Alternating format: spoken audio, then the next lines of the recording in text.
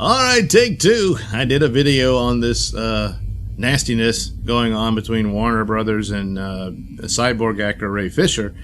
And then the next day, Ray Fisher apparently responded to all this with all this extra little tidbits and whatnot. So I figured, well, that video's useless. But I couldn't even upload it at the time. I was having all kind of difficulties because of what's going on here in the aftermath of Hurricane Laura. So bear in mind with that. And, of course, the technical difficulties. The audio will not be at its best and whatnot. Plus, I'm on a different computer, an older one. The one I was using all this time has died, so rest in peace with that. So anyway, yes, Ray Fisher has made accusations. Certainly, everyone pretty much just accepted the Joss Whedon one because and I do too, because there's plenty of smoke around Joss Whedon's, and yeah, there's fire. So that one came and went. And no one really argued it. But with Jeff Johns, who's just not as famous as Joss Whedon, and so maybe that's why there isn't as much smoke around him. There are people who complained about him. Most notably was the former head of DC Entertainment, Diane Nailsin, basically just tweeted, "He's no buddy of mine," and this was a discussion about he's seen as a villain in the whole Zack Snyder affair. What happened to the Justice League, and so that was one bit of evidence of a complaint of someone else. And then Grace Randolph reported she's heard from people with her inside sources and whatnot that he's not well liked within the industry. So okay, there you go with that. But Ray Fisher's been coming at him for quite a while now, and apparently he says that he talked with Walter Hamada, and Hamada tried to get him to recant. And said, it's fine with your statements on Joss Whedon and John Berg, who was another producer on the film. But Jeff Johns, you needed to recant that one. Now, why is that? Well, Jeff Johns is still heavily involved with DC and their film and television projects. So most notably, he's had somewhat success with his Stargirl character. I watched that series. It's pretty good. I mean, it's not the greatest thing. I can't completely recommend it for just anybody, but if you're a superhero fan, it's a cute little series. And I know the mold of CW shows. This one, there's some of that, but to a minimum, to the point that it works. It could be on par with what The Flash has been, but not always. And that's probably going to happen to Stargirl, too. They're going to run out of ideas, and it's going to devolve down into cheesy teen soap opera crap. But anyway, so there's that. And then he's considered part of the team that he did. He was a producer on Aquaman, and that was their big winner.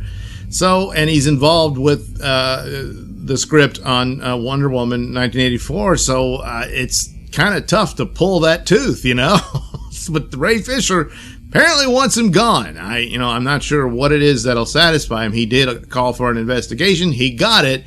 Now he's upset with it because apparently the investigator only reports to Warner Brothers, not the parent overall company. I mean, AT&T is the parent company, but Warner Media oversees it all. He wanted an investigator that reports to them. So that's his reason for not dealing with the guy. He did speak with him, he says, but he cut it short as a result of that. He claims he has to protect witnesses to what Jeff Johns, I'm assuming he means Jeff Johns, supposedly did.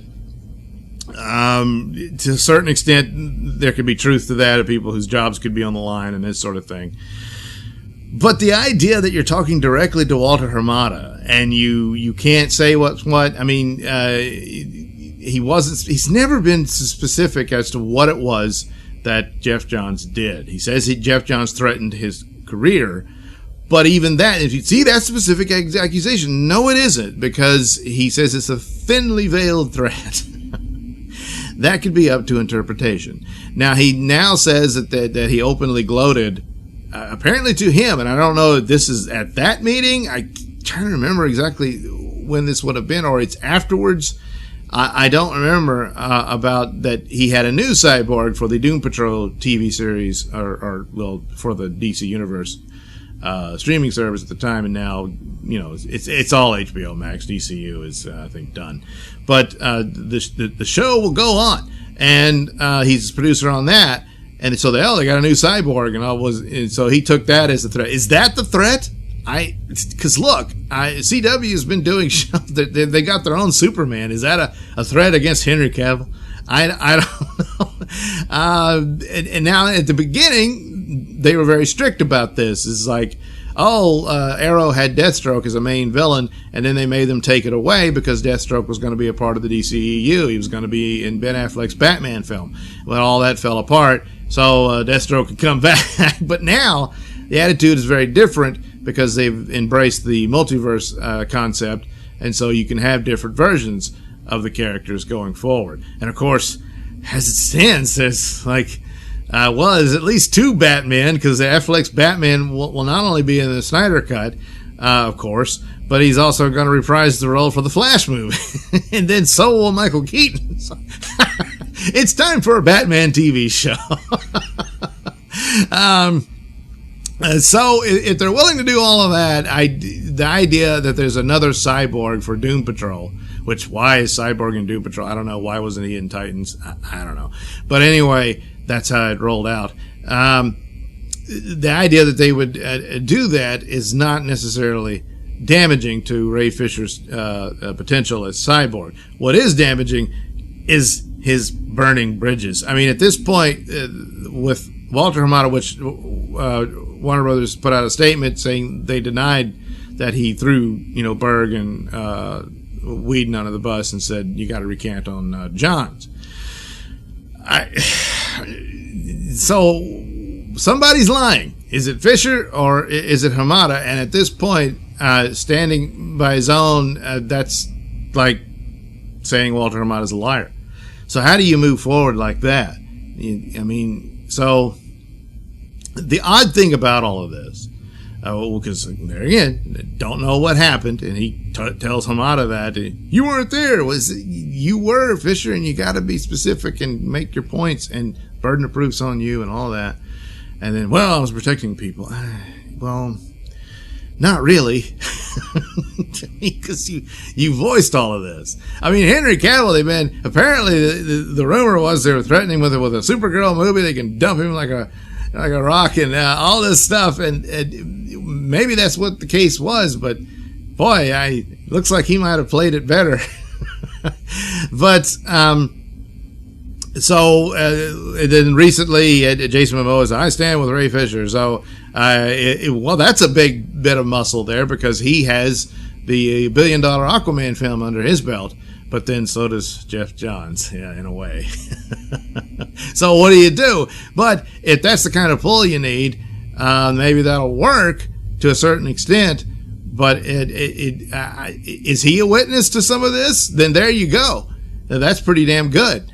But I don't know what that means. He just says he stands with him and all that. It's all very sad, because Ray Fisher is the guy he was a member of the cast who really, even before Momoa really, stood out and supported Zack Snyder in all of this, and was very vocal in support of the Snyder Cut and all that stuff, and that's to be respected, and certainly his sense of loyalty to the man. And obviously that vision of Cyborg is what he was wanting to do, and he was watching it being whittled away, and I'm sure that was upsetting. But that in and of itself is not reasons to get someone fired and insinuate that they were I guess not criminal, but certainly really bullying and nasty and making it impossible to work with and all that sort of thing. So he saying this is all about creative differences is petty, but it's sounding like a lot of it probably was just that. He had an idea for Cyborg, they had a different one, and that can happen. But the odd thing about it is he's already won. Snyder Cut is a done deal. It's coming, and AT&T is putting a lot on it. And Ray Fisher, all you got to do is just sit back, because you've already won. Jeff Johns can't do a damn thing about Snyder Cut. He's got his projects with Green Lantern apparently coming and all of that, and he's still around. But the idea that he's a threat to anything, no. The only threat to Ray Fisher's career, it appears, is Ray Fisher.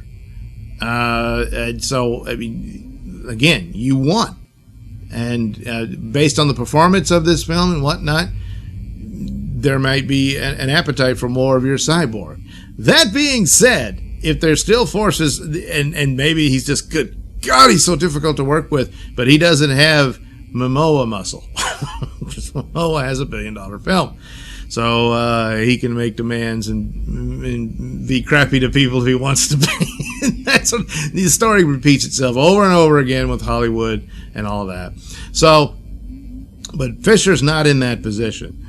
And if it's possible that they want to replace him, because one of the other allegations was that he's unhappy with the Flash script. That apparently was discussing also with Walter Hamada. And so the Flash movie is this, multiverse time travel business, and it's suspected that it's going to be this reboot of the DCU going forward. And by that, they're suspecting there may be some new actors replacing previous ones, possibly Superman, and more than likely Batman. It was suspected that Pattinson would be weaved into it. I don't think so at this point. They kind of said, no, the Pattinson Batman is its own thing, and that's that. But it could be yet another Batman. I don't know. But also that they could be replacing Cyborg, that he would be Cyborg at the beginning, and at the end it would be someone else as Cyborg and that sort of thing. And it's thanks, Fisher, bye. And if that's the case, well, I can understand why he's upset, but you may not be completely innocent in all of this. But yeah, weren't there, but there's the thing. You're going to have to come forward and say what it is. Now, he says he will, but it has to be a certain type of investigation. It has to be this type of company, as if AT&T doesn't know what's going on. Since he's so public about it, at least that he's upset, but not specifically as to what exactly happened. And if that's the case, because that's not Jeff Johns getting you replaced at this point. He doesn't have that power. That sounds like a lot of people involved with production of DCEU movies would want you gone. If that's the case, that's what the Flash movie does. It could just be that it's more silliness in the movie and he doesn't like it. And that's that. He wants to play this darker, somber character. But that would be the problem of creative differences. So,